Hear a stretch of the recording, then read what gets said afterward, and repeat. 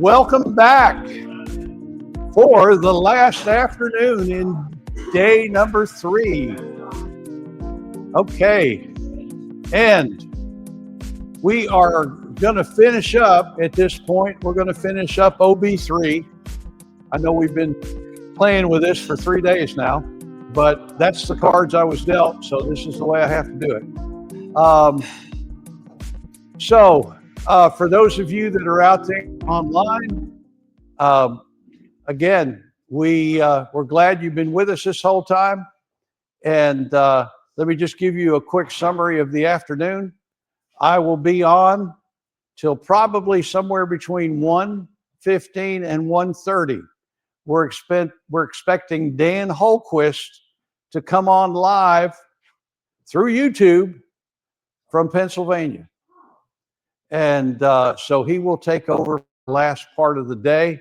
But in the meantime, I'm going to wrap up what I can for you on the tax update session, LB3, or the One Big Beautiful Bill, and we're going to go from there. So anytime you can pull me up a screen. Let's go down. Yeah, we're going to need to go way down. Keep on running. Keep on running. Hold. Okay. All right. Yeah, go one more. We did all this. Yeah. Sorry, keep on running. Keep on running. One more screen. Let's see what we got. Okay, another screen. I think you had 47. I think you went slide 47 statutory employees. That's why I'm on. Okay, there we go. Back up one. Okay, yeah. All right, just quickly, just to go over this. Again, for those of you that have been here on my sessions before, I know you recognize this slide. It's been here for a while, but it's something that's still pertinent that I feel needs to be discussed. Consider it a refresher and consider it for the people that are online that probably haven't seen it before. All right. Back up one more before this. Jim, if you would. Okay. So the 2106 used to be used for itemized deductions, didn't it? But it was subject to what? A 2% deductible. Well, that all went away in 2018. But for those of us that have been around for a long time, I'm trying to be kind, we remembered that 2106 also had a place on the front of the 1040 prior to the AGI, didn't it? But that only applied to 3 different groups. And those 3 different groups up here were armed forces. I'm waiting for my slide because I have to look. Okay. For armed forces reservists. So if you've got a reservist that has to go for training and they're going more than 100 miles from home, you've seen this 100-mile requirement before, I know. That means they can stay overnight, they can get per diem for food and incidentals, and they can pick up their hotel room. So, if they're staying overnight, they're going more than 100 miles away, you can deduct their transportation cost at what mileage rate? 70 cents a mile. And you can cover their lodging as long as it's not exorbitant. There actually is a limit on lodging. You have to read the per diem schedules for that. And they get to take their per diem amount. And their per diem, I think this year has moved up to $56, if memory serves me correctly.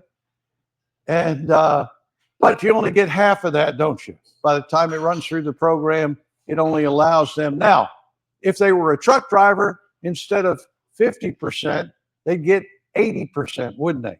So remember, if you're dealing with truck drivers or people in the transportation industry that have to pay for their own housing, pay for their own meals, if they're in the transportation industry, they get 80% of their per diem amount of $56. Okay.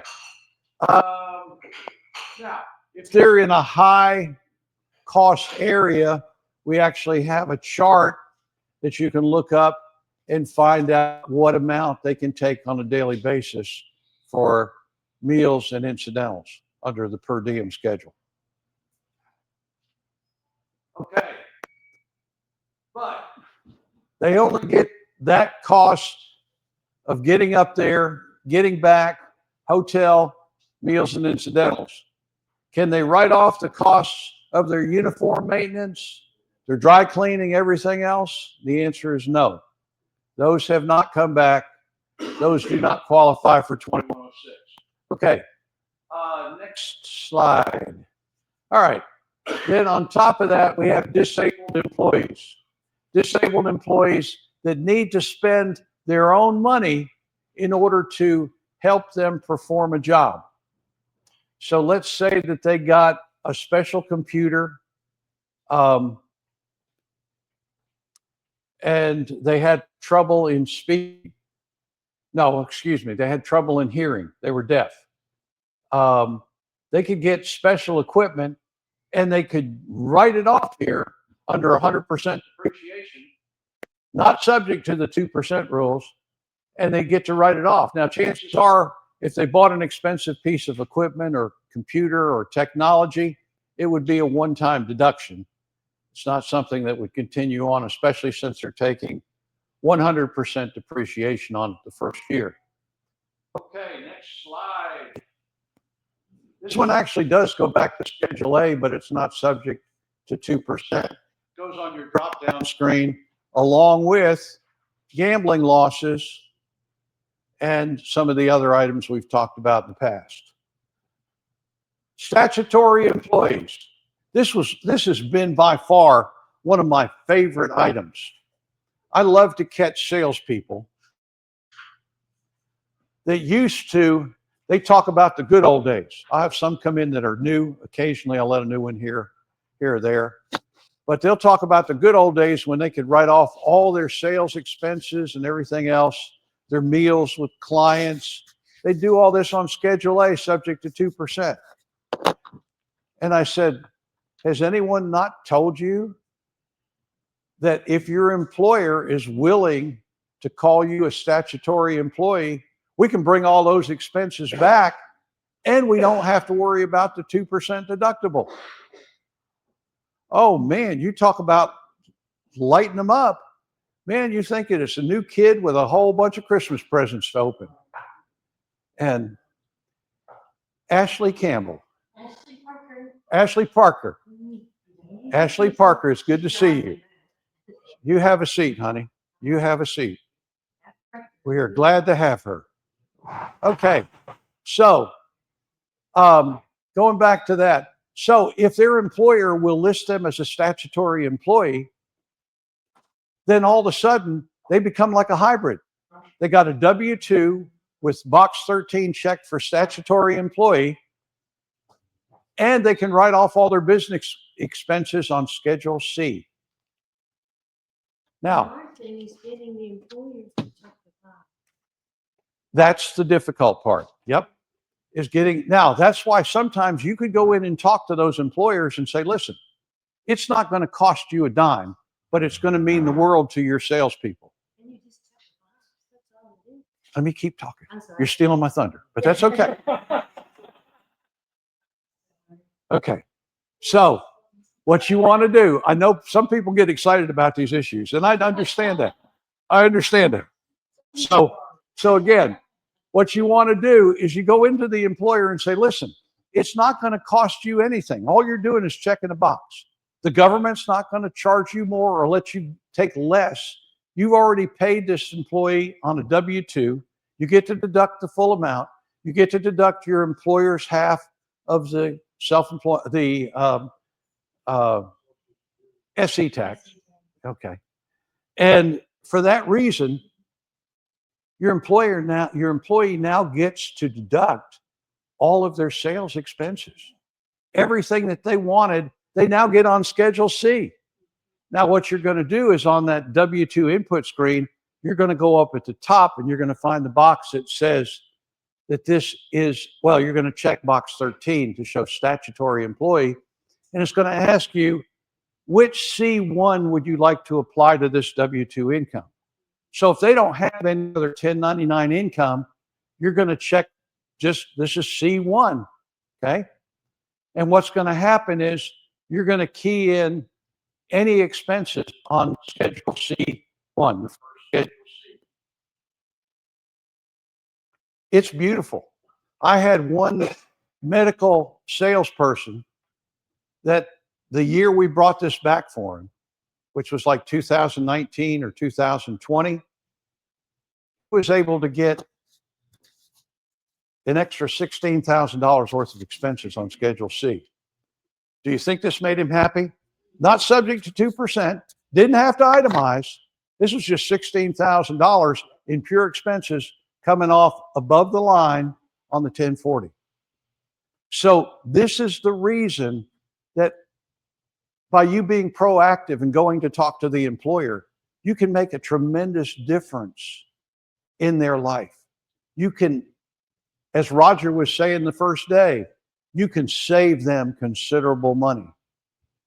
Now, when you talk to the employer, you say, wait a minute, there is one thing you have to add in all of this to make it work.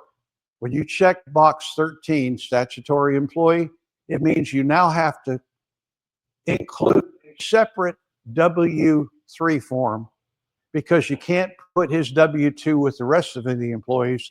It has to go on a special W-3 showing him as a statutory employee. And any other statutory employees that you have go on that same W-3. But that's the only other cost to the employer. How much is an accountant going to charge for a single W-3 form? Even at $100, that's still a bargain. So understand, you become the force that needs to talk to that employer. I can't tell you how many employers I've talked to and convinced them to show their employee, their sales employee, as a statutory employee. And let's go back up on the screen. Okay, now there are 3 people that qualify. I just sold you on number 3. Let me show you who number 1, number 2 are. Truck drivers, but not across the country. Long road truck drivers are not included. These are only local truck drivers that make deliveries in the area and they go home at night, okay? So this would be like a Coca-Cola delivery truck, like a bread truck, you know, whatever kind of truck you can think of. I would think Amazon might work with this. Does Amazon provide the truck? If they do, if their employer provides a truck, then they lose the mileage deduction. Other than deducting a little bit for cell phone, what else are they going to have? You see, I like to go for the home run people that we can make a big difference on. If we're only making a $13 difference on a tax return and we charge them $50 to do it, it's not a good deal for them. So, you know, this would be people that deliver beverages, meat, vegetables, fruit, bakery items, things like this. The little Debbie guy that comes with the little Debbie truck, you know? But for some reason, milk delivery is not included. Somebody must have got mad at their milkman down at the IRS. Okay. Next, and this is probably another common one you're used to seeing, would be the insurance salesman or insurance lady that actually, for all intents and purposes, they're self-employed, but they get a W-2 from their company. Let's say we're talking about New York Life. So New York Life sends a W-2 to the salesperson, but yet they have a lot of expenses. They have to drive their car, visit clients, take them out to eat. So they've got all these expenses piled up. The company's not going to reimburse them for it. So if they check the box statutory employee, now you've got all of their expenses that get written off on Schedule C.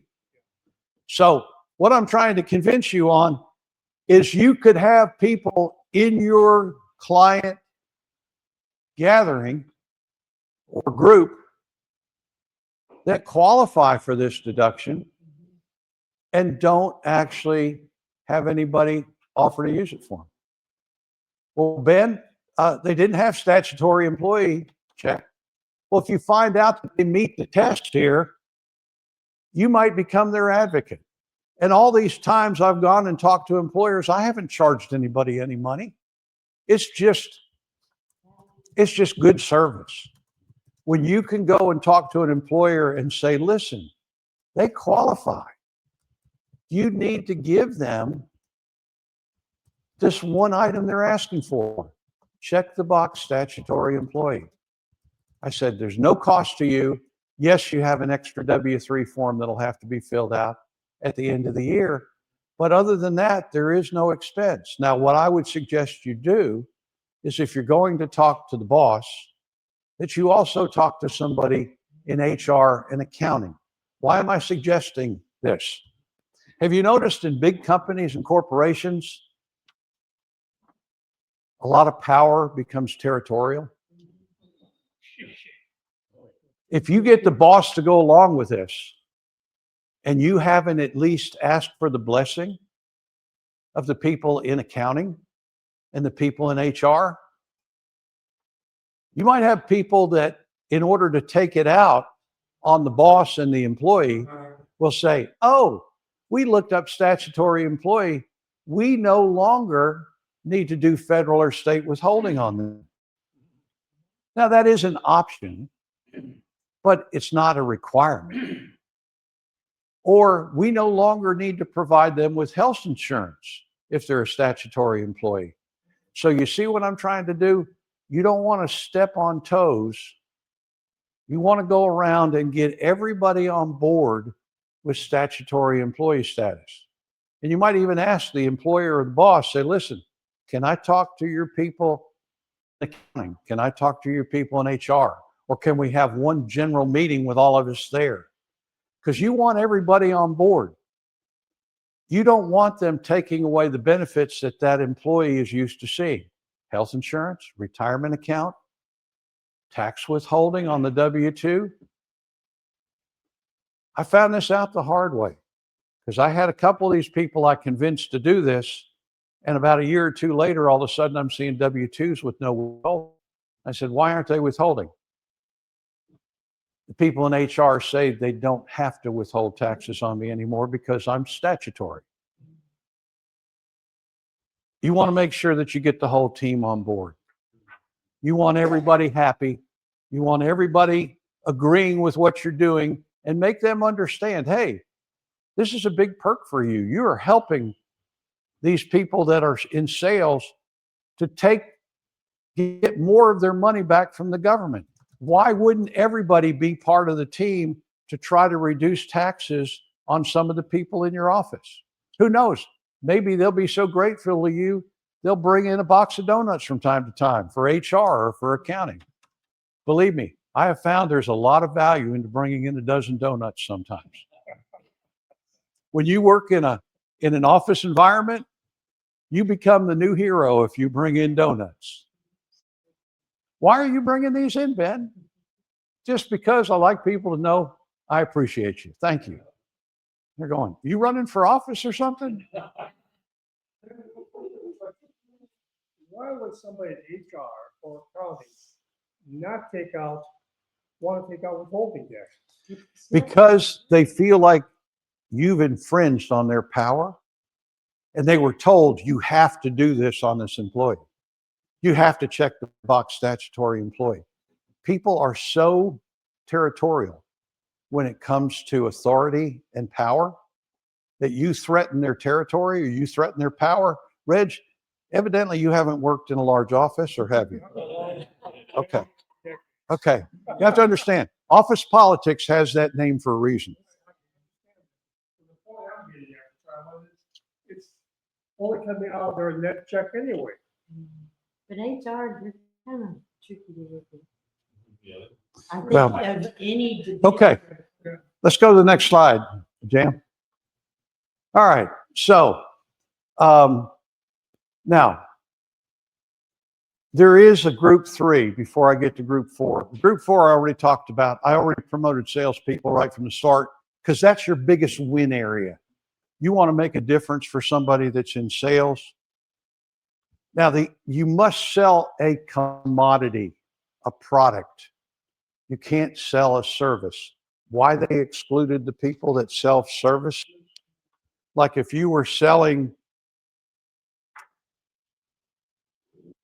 Workday, where Workday comes in, provides all your computer software and everything else, that's a service. They're not included in this bunch. But if you're selling hospital supplies, if you're selling food supplies, if you're selling clothing, if you're selling household goods, Dan, too. is Dan on? He's here. Okay. At this point,